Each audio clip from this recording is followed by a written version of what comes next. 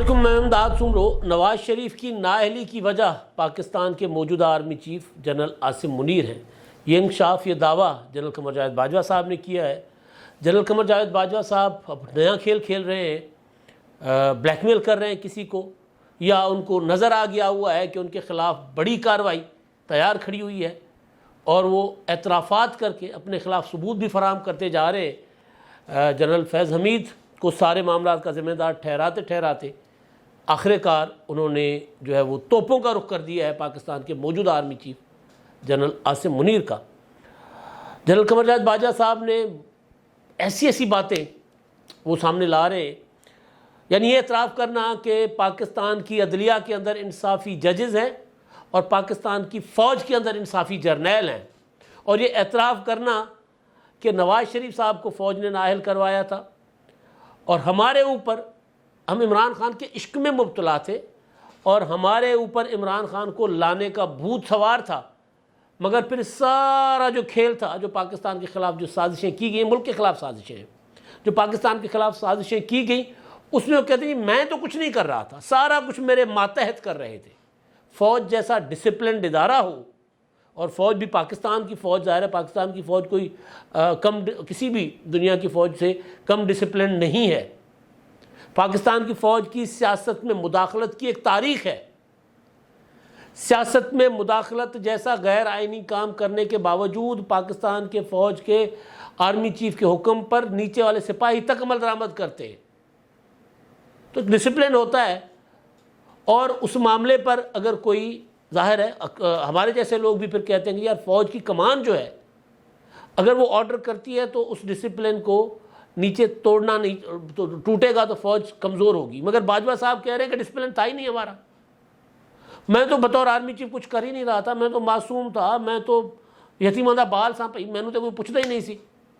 نوید مختار کا دل کرتا تھا، رضوان اختر کا دل کرتا تھا، وہ کر لیتے تھے، اور جو دل کرتا تھا فیض حمید صاحب کا وہ کر لیتے تھے، اور فیض حمید صاحب کو ہم نے بااختیار بنایا ہوا تھا کیونکہ ہم نے عمران خان صاحب کو لانا تھا، ہمارے اوپر عمران خان صاحب کا بھوت سوار ہوا تھا، مریم نواز کا مقدمہ کمزور تھا۔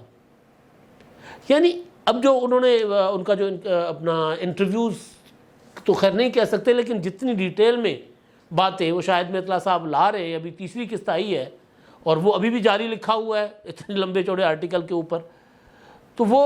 ظاہر زبانی کلامی گپ شپ پر اتنی طویل باتیں، ہو سکتا ہے شاہد میں اطلاع صاحب کوئی غیر معمولی قسم کے ذہین آدمی ہو، لیکن ظاہر ہے یا تو یہ بات ریکارڈڈ ہوگی یا پھر ہم صحافی جو نوٹس لیتے ہیں کسی کے ساتھ بیٹھ کر، یعنی جو بات کر رہا ہے بندہ وہ باخبر ہے کہ یہ بات پبلش ہوگی، یہ بات چھپے گی، یا پھر اس کے سامنے چیزیں ریکارڈ کی جا رہی ہیں، چیزیں نوٹ کی جا رہی ہیں۔ ہم اکثر اگر کسی سیاستدان، کسی بیوروکریٹ، کسی بھی اس طرح کے بندے سے ملتے ہیں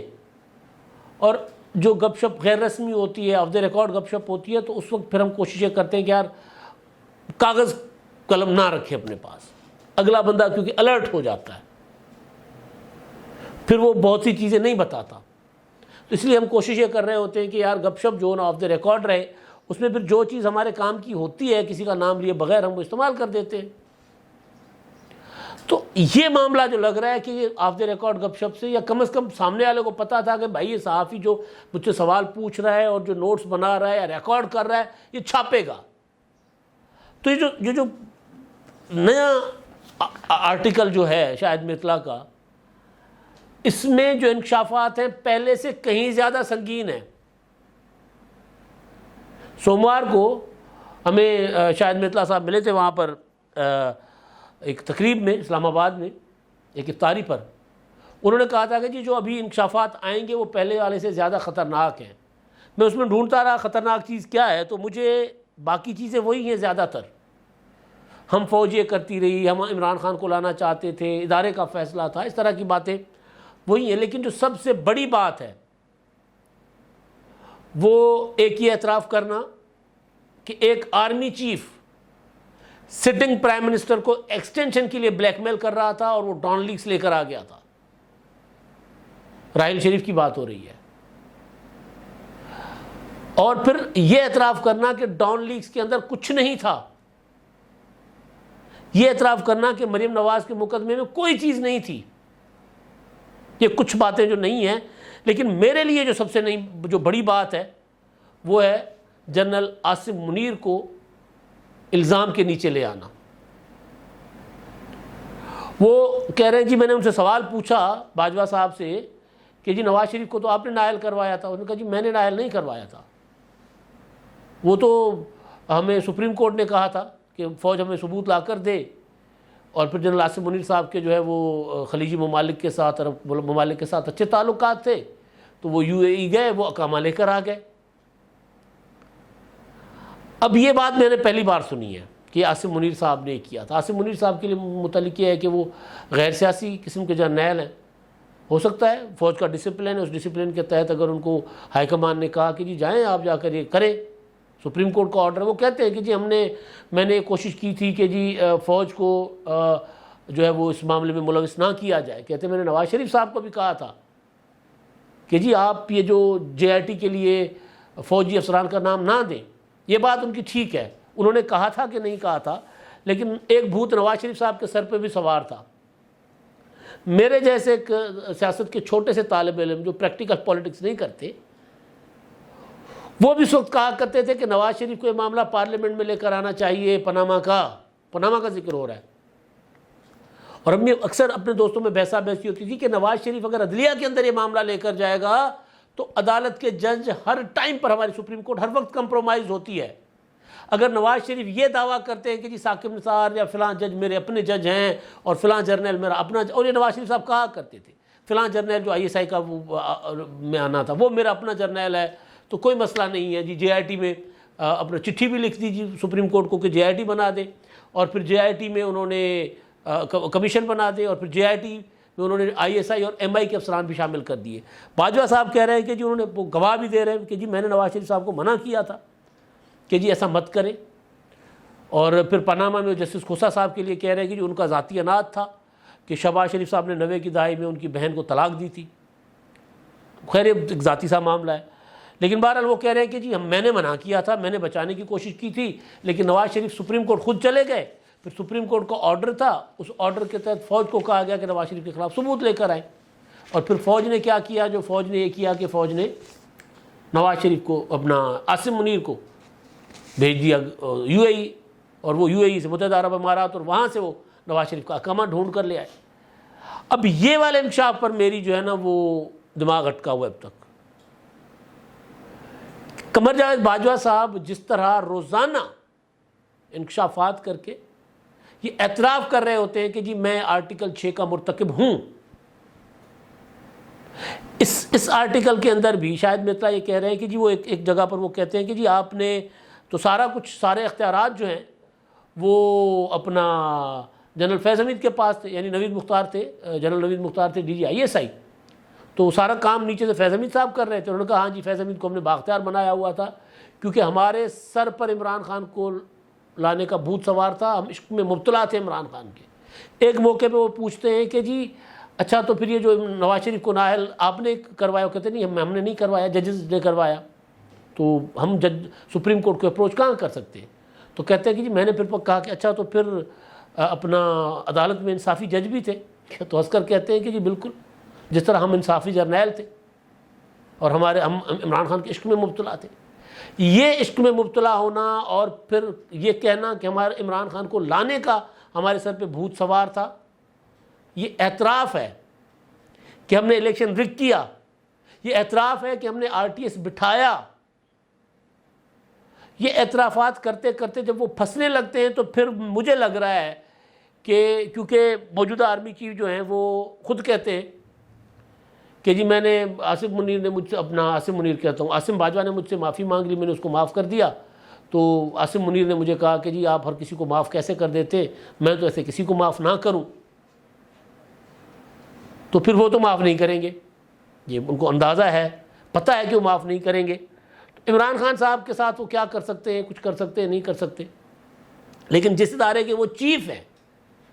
اگر اس ادارے کے سابق افسروں کے خلاف، چاہے وہ آرمی چیف ہیں، چاہے DG ISI ہیں، چاہے بریگیڈیئر ہیں، چاہے کچھ بھی ہیں، چاہے موجودہ ہیں، چاہے ریٹائرڈ ہو گئے، اگر وہ کسی کو معاف نہیں کرتے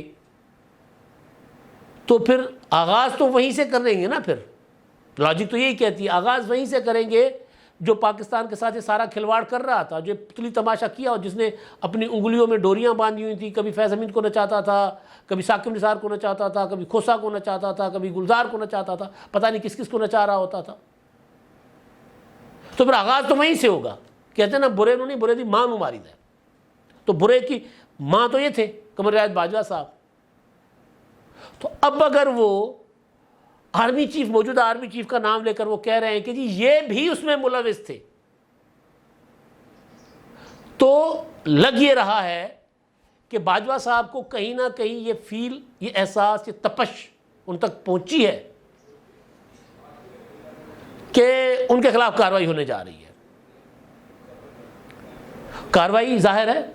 فوج جو ہے، فوج کا ادارہ خود کہہ رہے ہیں باجوہ صاحب، مشرف کو، نواز شریف کی سب سے بڑی غلطی جو تھی مشرف پر آرٹیکل 6 لگانا تھا، اور اس کے بعد حالات خراب ہوئے. پہلے وہ کہتے ہیں کہ جی ہم نے عمران خان کے عشق میں مبتلا تھے، پھر کہتے ہیں نواز شریف کی غلطی آرٹیکل 6 لگانا تھا. کافی ساری کنفیوژن ہے. بچنے کے لیے بندہ جب بوکھلا جاتا ہے نا، تو وہ خود کہتے ہیں کہ فوج جو ہے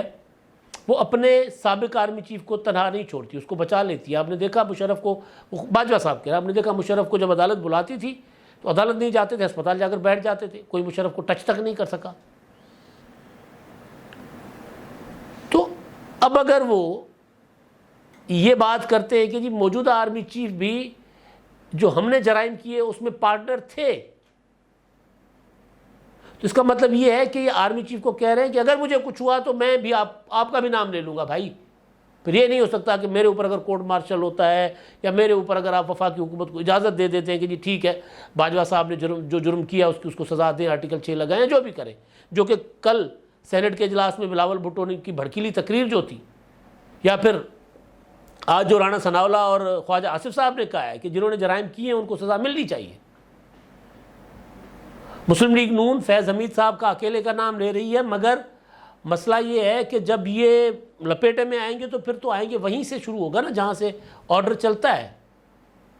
سپریم کورٹ اکیلا ثاقب نثار کا نام تو نہیں تھا نا، ثاقب نثار چیف جسٹس تھے، ان کا آرڈر چلتا تھا. وہ پولیٹیکل ایجنڈا عدالت کے اندر بیٹھ کر ڈیسائیڈ کرتے تھے کہ کیا پولیٹیکل ایجنڈا ہو. تو بالکل اسی طرح آرمی چیف بیٹھ کر ڈیسائیڈ کرتے تھے کہ کیا ایجنڈا ہوگا ہمارا پولیٹیکل. پھر ڈیوٹیاں دیتے تھے، فیض امین کو ڈیوٹی دے دی، فلاں کو دے دی، فلاں کو دے دی، وہ اپنا کام کر رہے تھے. تو اگر جو حکومت کہہ رہی ہے کہ جی جس نے قانون توڑا، جس نے آئین توڑا اس کے خلاف کارروائی ہونی چاہیے، صلاح جوئی مفاہمت کی سیاست کرنے والی پیپلز پارٹی کے جو سربراہ ہیں نوجوان بلاول بھٹو، اگر وہ کہتے ہیں کہ جناب وزیر اعظم صاحب آئین کی خلاف ورزی ہوئی ہے، چاہے وہ 3 اپریل ہو، چاہے پھر خلاف ورزی والا تو پھر 3 اپریل تک تو معاملہ نہیں نہ رہتا، تو اس پر کارروائی کیوں نہیں کر رہے ہم اب تک؟ تو پھر باجوہ صاحب کو تو کہیں نہ کہیں یہ تپش پہنچی ہے کہ باجوہ صاحب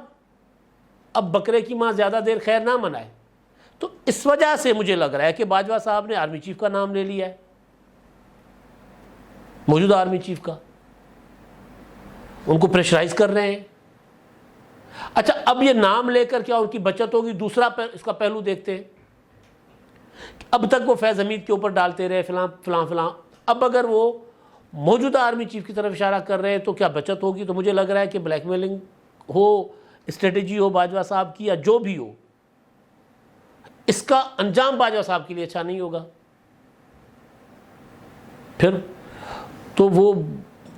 اپنا عاصم منیر صاحب کو پھنساتے خود اب آ جائیں گے اس میں، کیونکہ عاصم منیر صاحب جو ہیں وہ تو اس وقت بہت جونیئر پوزیشن پہ ہوں گے جب یہ ساری سازشیں ہو رہی تھیں. جرنیل تو نہیں ہوں گے نا اس وقت، بریگیڈیئر ہوں گے، میجر جنرل ہوں گے، جونیئر پوزیشن پہ ہوں گے. وہ تو ایک آرڈر اوبے کر رہے تھے، لیکن آرڈر دے کون رہا تھا؟ تو باجوہ صاحب جو ہے وہ اپنے لیے روزانہ کی بنیاد پر گڑھے کھود رہے ہیں. ایسی باتیں میں نے مطلب انٹرویو میں مطلب دیکھی ہیں، سنی ہیں. کہتے میں نے نواز شریف صاحب کو استعفے کا مشورہ دے دیا تھا پاناما آنے کے بعد. میں نے کہا تھا کہ جی استعفیٰ دے دیں اور آپ جو ہے وہ اس کے بعد سال ڈیڑھ کے بعد آپ دوبارہ الیکٹ ہو کے آ جائیں گے. لیکن مریم نواز نے منع کر دیا تھا، اور میرا خیال یہ تھا کہ جی آپ کو اگر زندہ رہنا ہے تو آپ اس کے لیے تھوڑا سا پیچھے، آپ کو 2 قدم پیچھے ہٹنا پڑے گا. میں نے اس فلسفے کے تحت ان کو استعفے کا مشورہ دیا. تو ڈان لیگز کے معاملے پر کہتے ہیں کہ جناب وہ جب حکومت نے کمیٹی بنائی تو کمیٹی کو کا نوٹیفیکیشن جو ہے وہ پورا نہیں تھا، وہ مطلب ادھورا نوٹیفیکیشن تھا۔ میں نے آصف غفور کو فون کیا اور آصف غفور کو کہا کہ جی یہ جو حکومت نے کیا ہے مطلب نوٹیفیکیشن ادھورا ہے، ان کو پورا نوٹیفیکیشن کریں، اور میں نے انگریزی میں گالیاں دی حکومت کو،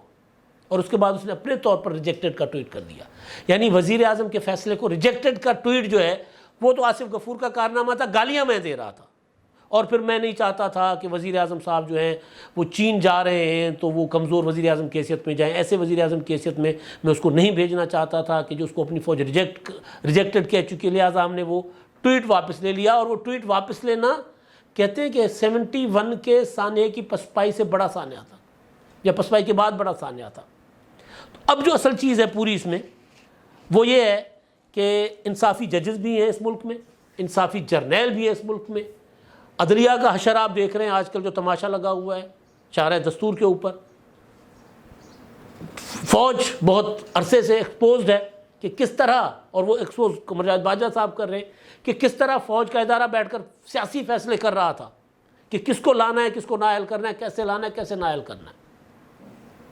اب وہ باجوہ صاحب جو ہیں وہ مجھے لگ رہا ہے کہ وہ رگڑے میں آنے سے بچنے کے لیے مزید انکشافات کرے۔ اب جاری ہے، ابھی کہتے ہیں جی بیتلا صاحب کہتے ہیں ابھی جاری ہے، اب دیکھتے ہیں آگے کیا نکلتا ہے، کچھ نکلتا ہے یا نہیں نکلتا، مزید انکشافات ہوتے ہیں۔ لیکن اب تک جو انکشافات ہوئے یہ اس سے بڑے انکشافات اور کیا ہوں گے، اب تک جو اعترافات ہوئے اس سے بڑے اعترافات اور کیا ہوں گے جو باجوہ صاحب کر چکے ہوئے ہیں۔ اب تک کے لیے اتنا ہی، اللہ حافظ۔